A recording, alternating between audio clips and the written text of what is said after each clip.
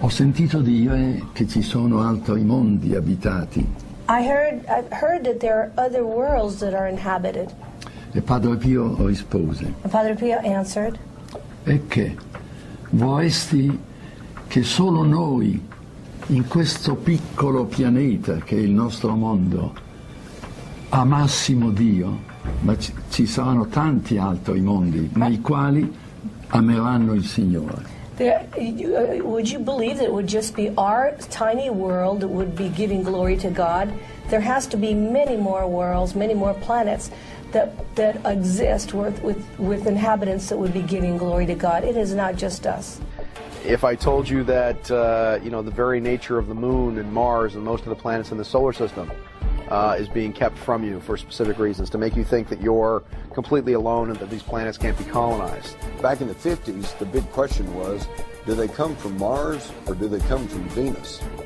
And by the 60s and 70s, we had gotten a little more sophisticated in our intellect and our thinking, and the question became, well, do they come from Alpha Centauri or Zeta Reticuli 4, Well, and then now we're up to today, and we've got even more sophisticated, and now the question is, do they come from another planet, or do they come from another dimension? Or are they perhaps time travelers? Do they come from another time, okay?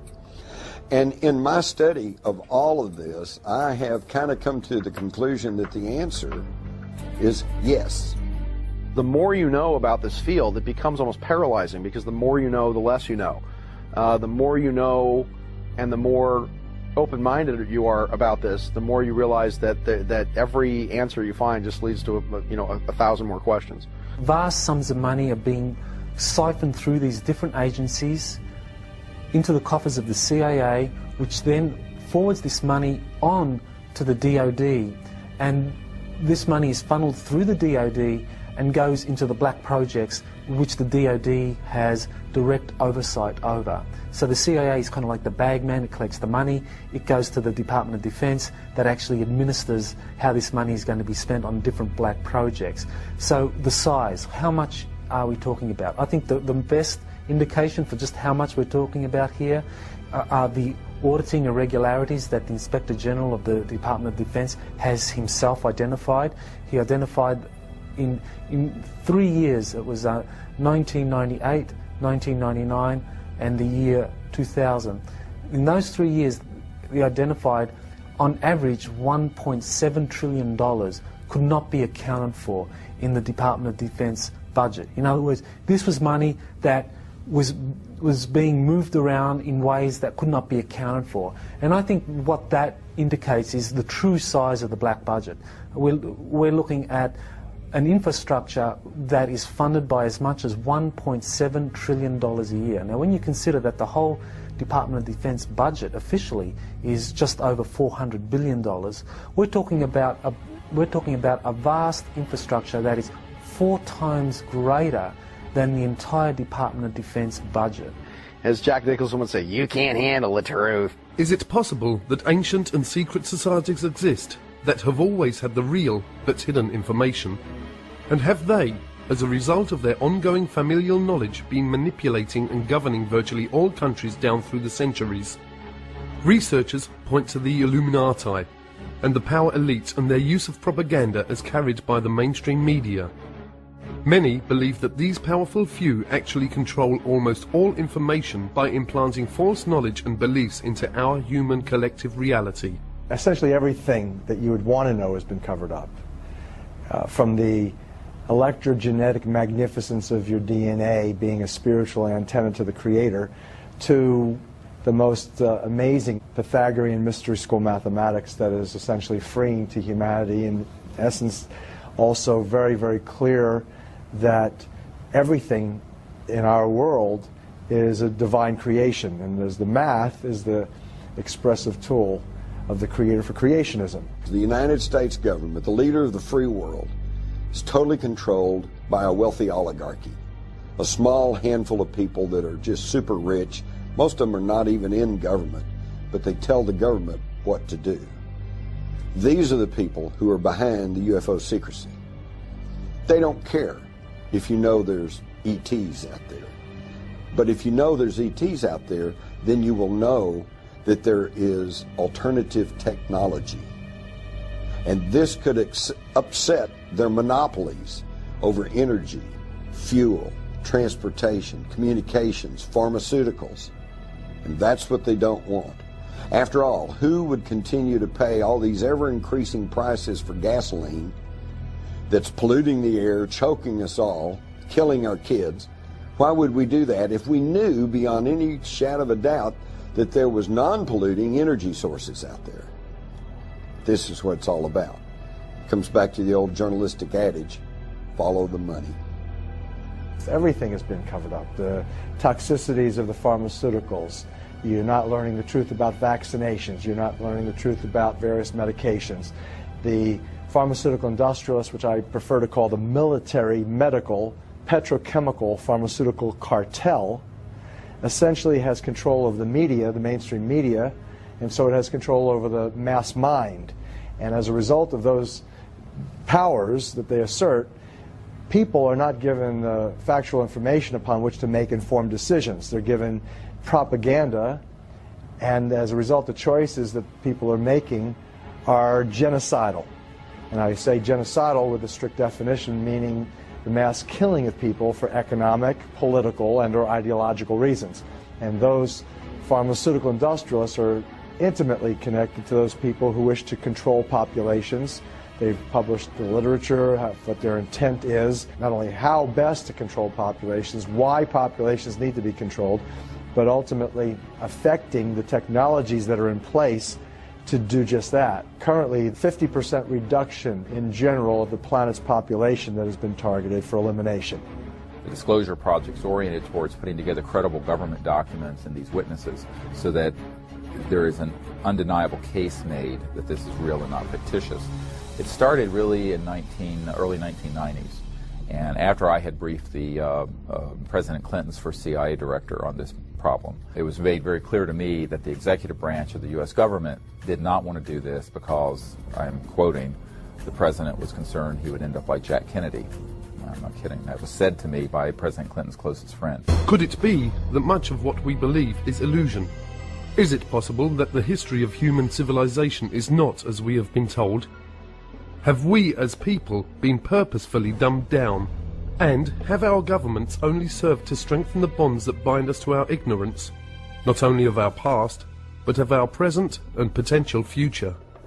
Officials in these agencies no longer represent the best interests of humanity, but are now representing the interests of a particular extraterrestrial race that they have been compromised by.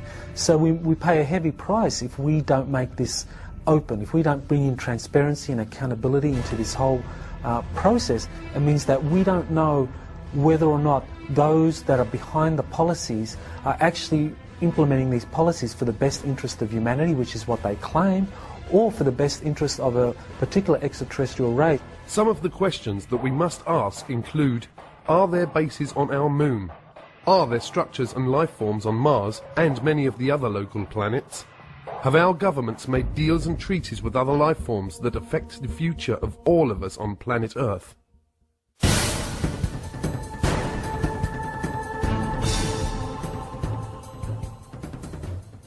These people will continue zipping through our atmosphere, checking nuclear plants and so forth and so on. They have never been hostile. They pose no air security problems, whatever. The Air Force knows this, and the Air Force has made statements to that effect, that UFOs pose no threat. They are here. Not just the Greys, but the others who look and act like us. Perhaps they are here to instruct us, to help us safeguard our planet. Definitely rules and regulations that govern everything. And the councils have the history books of all of the planets and all the records. So when a planet reaches the point that it can support life, that's a very momentous time in the history of that planet. At that time, the planet is given its life charter. We're dealing with a big, big story. It's not just them. As I said, if it was that simple, it would probably been out some time back. It's really about us. It's who we are, what we are, how we came to be, and where we might end up going sometime. Life is never allowed to just simply spontaneously develop. That if it did, it would be very chaotic. If we could integrate, I call it the spiritual, but the esoteric or whatever. I mean true esoteric. I don't mean religion necessarily, because there's a difference, I think, between religion and spirituality. To produce a thinking, intelligent human being would have taken millions more years if it was happening by normal evolution than it would have taken. And it would still not have got to the point we are now.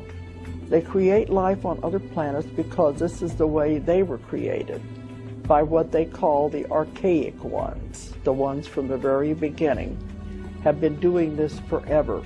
Mankind was developed as a species, as a spiritual being, and I think we've gotten so far away from who we really are that it's very hard for us to go back there and digest that maybe we have cosmic brothers and sisters. We fight among ourselves for diversity. I mean, if anybody walks in here and looks totally different, we fight among ourselves. And I'm thinking, oh my God, what are the ETs that are involved thinking about the way we handle ourselves with people that are so different from us? They're probably scared to death to appear because of what we might do to them. We have not handled diversity very well. Yeah, one day I would hope that the people of Earth would stand up and extend their hand in friendship to these people. We have never done that here on this planet. You know, we've shot at them. We've done everything. We fire radar, we fire lasers, everything. We need to say hi. There are other extraterrestrial groups who are human-looking, such as the Pleiadians, the famous Pleiadians of Billy Meyer and others, and they are much more intent on trying to assist humanity to become free of this kind of manipulation from other races that really try to use humanity as a resource. Let's think about it. You can't say, whoopee star kids, these wonderful advanced children have been transformed by contact from people from the stars, when in the same breath you say there's no such things as UFOs. The question of UFOs and extraterrestrials, most people just think is something entertaining. In reality, it's something that is central to how we're going to be able to go forward as a civilization, because that issue involves sciences, technologies, energy and propulsion systems that could give us a whole new civilization. It's terribly important the whole thing come apart, because it's all one package and it's part of our bright and very, I think, hopeful future. And I think of these star kids growing up and being our leaders, our presidents, congresspeople, senators, university professors, leaders in medicine and science and so forth. I think what brilliant and expansive future we're going to have, but we have to get from point A to point B, and this cover-up is just stultifying us in a very painful way. Is it possible that an intergalactic federation exists, and that this collective of different member beings are in the process of offering the people of Earth membership in a federation of planets? Most importantly for all of us and our children, some of these researchers say that acceptance of their invitation to Federation membership would end all war, starvation and dependency upon fossil fuel-based energy systems for our entire planet. Part of the problem with the UFO cover-up coming apart, you've got to uncover the whole thing at the same time. You can't half uncover. And people who try to only look stupid. Degli extraterrestri le fanno per noi specialmente. But they're doing it for us. They are praying for us. Siamo la categoria più bassa che esiste e allora abbiamo bisogno di preghiera. We are the lowest of the category in the evolutionary scale. He really believes that humanity is the lowest of the category of the evolutionary scale, with all the proof that he gave you of the ecological problem, of the war problem, of the choosing evil problem, and all that. This is his beliefs.